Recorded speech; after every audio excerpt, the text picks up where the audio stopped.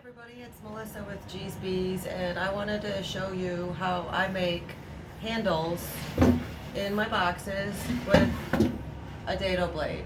No special ramp or other tools required.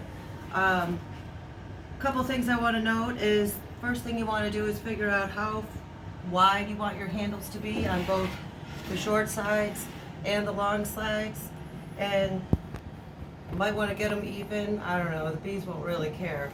But I've already set my dado blade to be 2.5 inches from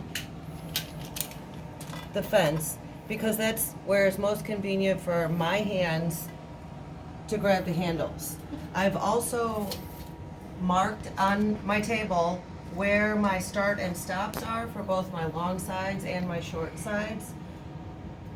I find it most helpful to find something on your table saw to orient to. For example, I'm going to use these 2 screw holes to start my short side cut, and then I'm going to go about 3/4 of an inch into my throat to stop my short side cut.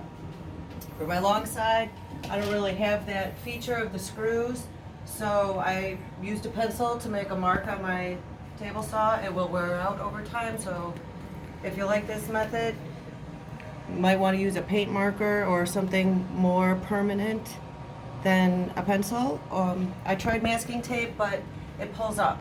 So I'm going to show you a dry run first with a box that's already cut of how I do it with some tips. So pretend my saw is running.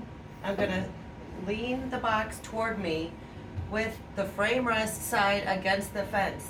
And I want to make sure that that frame rest side is tight, snug against the fence.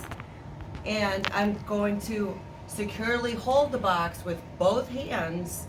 I'll show you what happens when you don't. And I'm going to slowly lower it down onto the blade until I feel the blade start engaging the wood, and then I'm going to push it forward until my stop point. And then I'm going to pull it up.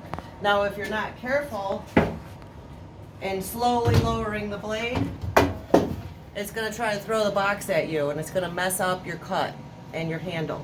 So make sure you have a real good grip on it and lower it slowly. And of course you want to use appropriate PPE, so I'm going to put my earplugs in, my super sexy safety goggles. When I get my box ready to cut, I'm going to make sure that the frame rest side of my box is on the fence side of my cut. And I also want to inspect what's going on here. This knot may come into play, so I'm just going to have to take care when I'm making this cut. So here we go.